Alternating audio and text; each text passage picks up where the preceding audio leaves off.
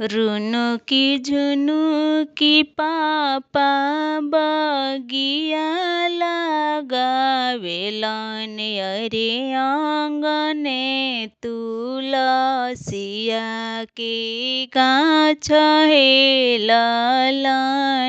जी।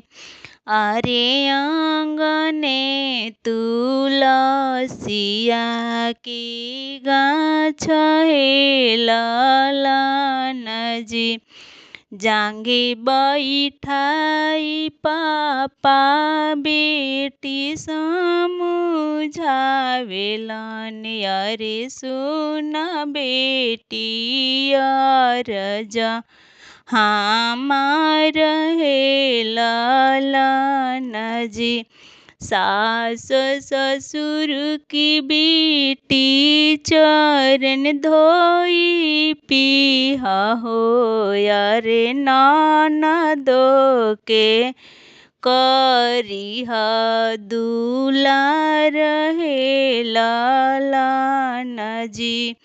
अरे ननदो के करिह दुलार हेललन जी। रुनुकी झुनुकी भैया बगिया लगावेलन अरे आंगने तुलसिया के गाछ हेललन जी।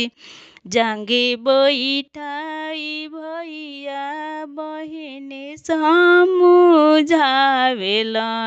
अरे सुन बहिनी अरजा हमार हेललन जी। जेठ जेठानी की बहिनी